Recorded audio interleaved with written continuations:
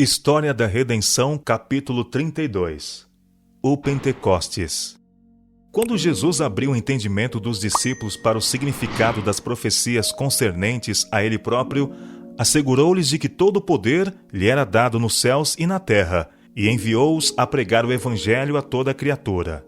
Os discípulos, com o súbito reavivamento de sua velha esperança de que Jesus haveria de tomar seu lugar sobre o trono de Davi em Jerusalém, indagaram: Senhor, será este o tempo em que restaures o reino a Israel? O Salvador, em referência ao assunto, pôs a incerteza em suas mentes, replicando que não lhes competia conhecer os tempos ou as épocas que o Pai reservou para sua exclusiva autoridade. Os discípulos começaram a esperar que o maravilhoso derramamento do Espírito Santo influenciasse o povo judeu a aceitar a Jesus. O Salvador absteve-se de explanar mais alguma coisa, pois sabia que quando o Espírito Santo fosse derramado sobre eles, em medida completa, suas mentes seriam iluminadas e haveriam de compreender inteiramente o seu trabalho e retomá-lo onde ele o havia deixado.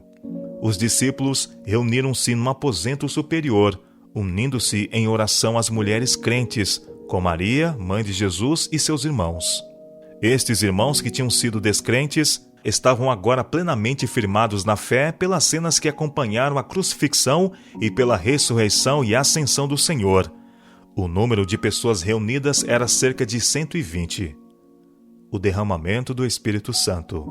Ao cumprir-se o dia de Pentecostes, estavam todos reunidos no mesmo lugar. De repente, veio do céu um som, como de um vento impetuoso, e encheu toda a casa onde estavam assentados. E apareceram, distribuídas entre eles, línguas como de fogo, e pousou uma sobre cada um deles. Todos ficaram cheios do Espírito Santo e passaram a falar em outras línguas, segundo o Espírito lhes concedia que falassem. O Espírito Santo, assumindo a forma de línguas de fogo, repousou sobre a Assembleia, como um emblema do dom outorgado aos discípulos de falar em confluência várias línguas diferentes, com as quais nunca tinham tomado contato anteriormente.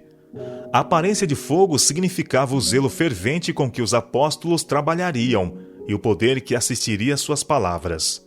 Sob esta celestial iluminação, as passagens da Escritura que Cristo tinha explanado aos discípulos apresentavam-se às suas mentes com brilho e a beleza de clara e poderosa verdade. O véu que os impedira de ver o fim daquilo que era abolido foi agora removido, e o objetivo da missão de Cristo e a natureza de seu reino foram compreendidos com perfeita clareza. No poder do Pentecostes. Os judeus tinham sido dispersados por quase todos os países e falavam vários idiomas. Tinham vindo de longas distâncias a Jerusalém e temporariamente fixaram residência ali, para permanecer durante as festas religiosas, então em andamento, e para observar seus reclamos. Quando reunidos, eram de todas as línguas conhecidas. Esta diversidade de línguas era um grande obstáculo para o trabalho dos servos de Deus em anunciar a doutrina de Cristo nas partes mais afastadas da terra. Ter Deus suprido a deficiência dos apóstolos de maneira milagrosa foi para o povo a mais perfeita confirmação do testemunho desses mensageiros de Cristo. O Espírito Santo fez por eles o que não poderiam ter feito por si mesmos em toda uma vida, de modo que eles podiam agora espalhar a verdade do Evangelho no estrangeiro, falando com perfeição a língua daqueles por quem estavam trabalhando. Este miraculoso dom era a maior evidência que poderiam apresentar ao mundo de que sua comissão levava o sinete do céu. Ora, estavam habitando em Jerusalém judeus, homens piedosos de todas as nações debaixo do céu. Quando, pois, se fez ouvir aquela voz, afluiu a multidão, porque se possuiu de perplexidade, porquanto cada um os ouvia falar na sua própria língua. Estavam, pois, atônitos e se admiravam, dizendo: Vede, não são, porventura, galileus todos esses aí que estão falando? E como os ouvimos falar, cada um em nossa própria língua materna? Os sacerdotes e príncipes ficaram grandemente irados com esta maravilhosa manifestação, que era referida através de toda Jerusalém e cercaninhas. Mas não ousaram demonstrar sua má disposição, por temor de se exporem ao ódio do povo. tinham levado o Mestre à morte. Porém, aqui estavam os seus servos e letrados homens da Galiléia, mostrando o maravilhoso cumprimento da profecia e ensinando a doutrina de Jesus em todas as línguas então faladas. Eles falavam com poder das maravilhosas obras do Salvador e desdobravam aos seus ouvintes o plano da salvação na misericórdia e sacrifício do Filho de Deus. Suas palavras convenciam e convertiam milhares que as ouviam. As tradições e superstições inculcadas pelos sacerdotes foram varridas de suas mentes, e eles aceitaram os puros ensinamentos da palavra de Deus. O sermão de Pedro. Pedro mostrou-lhes que esta manifestação era o cumprimento direto da profecia de Joel, na qual vaticinou que este poder seria derramado sobre homens de Deus, a fim de capacitá-los para um trabalho especial. Pedro traçou a linhagem de Jesus em linha direta à nobre casa de Davi. Não usou nenhum dos ensinamentos de Jesus para provar sua verdadeira posição, pois sabia que seus preceitos eram tão grandes que isto não teria nenhum efeito. Referiu-se, porém, a Davi, a quem os judeus consideravam um venerável patriarca de sua nação. Disse Pedro: porque a respeito dele diz Davi: diante de mim via sempre o Senhor, porque está à minha mão direita, para que eu não seja abalado. Por isso se alegrou o meu coração, e a minha língua exultou. Além disto, também a minha própria carne repousará em esperança, porque não deixarás a minha alma na morte, nem permitirás que o teu santo veja a corrupção. Pedro aqui mostra que Davi não podia estar falando em referência própria, mas definidamente de Jesus Cristo. Davi morreu a morte natural como outros homens. Sua sepultura, com o venerável pó que continha, tinha sido preservada com grande cuidado até aquele tempo.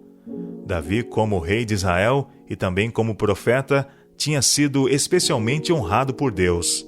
Em profética visão foi-lhe mostrado a vida futura e o ministério de Cristo. Viu sua rejeição, julgamento, crucifixão, sepultamento, ressurreição e ascensão. Davi testificou que a alma de Cristo não seria deixada no inferno, nem sua carne veria corrupção. Pedro mostrou o cumprimento desta profecia em Jesus de Nazaré. Deus efetivamente o havia ressuscitado do sepulcro antes que seu corpo visse corrupção, e agora era o ser exaltado nos céus dos céus. Nesta memorável ocasião, grande número dos que até aqui ridicularizavam a ideia de pessoa tão despretensiosa como Jesus, ser o Filho de Deus, tornaram-se completamente convencidos da verdade e reconheceram-no como seu Salvador. 3.000 almas foram acrescentadas à igreja. Os apóstolos falavam pelo poder do Espírito Santo, e suas palavras não podiam ser controvertidas, pois eram confirmadas por poderosos milagres, operados por eles mediante o derramamento do Espírito de Deus. Os próprios discípulos estavam atônitos ante o resultado desta visitação e com rápida e abundante colheita de almas. Todo o povo estava cheio de assombro. Aqueles que não abandonavam o preconceito e fanatismo estavam tão intimidados que não ousaram pela voz nem pela violência tentar deter esse poderoso trabalho. E por esse tempo sua oposição cessou. Somente os argumentos dos apóstolos, embora claros e convincentes, não teriam removido o preconceito dos judeus que resistira a tantas evidências. Mas o Espírito Santo enviou tais argumentos com divino poder a seus corações. Eles eram como afiadas setas do Todo-Poderoso, convencendo-os de sua terrível culpa em haverem rejeitado e crucificado o Senhor da Glória. Ouvindo eles estas coisas, compungia-se-lhes o coração e perguntaram a Pedro e aos demais apóstolos: que faremos, irmãos? Respondeu-lhes Pedro: arrependei-vos, e cada um de vós seja batizado em nome de Jesus Cristo para a remissão dos vossos pecados, e recebereis o dom do Espírito Santo. Pedro levou ao íntimo do povo convicto o fato de que haviam rejeitado a Cristo por terem sido enganados pelos sacerdotes e príncipes, e que se eles continuassem a buscar conselho desses homens e esperassem que esses líderes reconhecessem a Cristo, em vez de ousar fazê-lo por si mesmos, jamais o aceitariam. Esses homens poderosos, embora fazendo profissão de piedade, eram ambiciosos e zelosos por riquezas e glórias terrenas. Jamais viriam a Cristo para receber iluminação. Jesus havia predito a terrível retribuição que viria sobre o povo por sua obstinada incredulidade, não obstante as mais poderosas evidências dadas a eles de que Jesus era o Filho de Deus. Desde esse tempo em diante, a linguagem dos discípulos era pura, simples e correta em palavra e dicção, tanto falando eles sua língua nativa como uma língua estrangeira. Estes homens humildes, que nunca tinham aprendido na escola dos profetas, apresentavam verdades tão elevadas e puras que maravilhavam os que as ouviam. Eles não podiam ir pessoalmente aos lugares mais afastados da terra, mas estavam ali para a festa. Homens de todos os quadrantes do mundo, e as verdades recebidas por eles foram levadas para seus vários lares e anunciadas entre seu povo, ganhando almas para Cristo. Uma lição para nossos dias. Este testemunho com respeito ao estabelecimento da Igreja Cristã é-nos dado não apenas como uma parte importante da história sagrada, mas também como uma lição. Todos os que professam o nome de Cristo devem aguardar, vigiar e orar com um só coração. Toda diferença deve ser posta de lado, e a unidade e o terno amor de uns para com os outros permear o todo. Então nossas orações poderão subir juntas ao nosso Pai Celestial com vigorosa, fervorosa fé. Então poderemos aguardar com paciência e esperança o cumprimento da promessa. A resposta pode vir com súbita velocidade e sobrepujante poder, ou pode demorar por dias e semanas, e nossa fé receber uma prova. Deus, porém, sabe como e quando responder nossa oração. É nossa parte do trabalho colocarmos-nos a nós mesmos em associação com o divino canal. Deus é responsável por sua parte no trabalho. Ele é fiel ao que prometeu.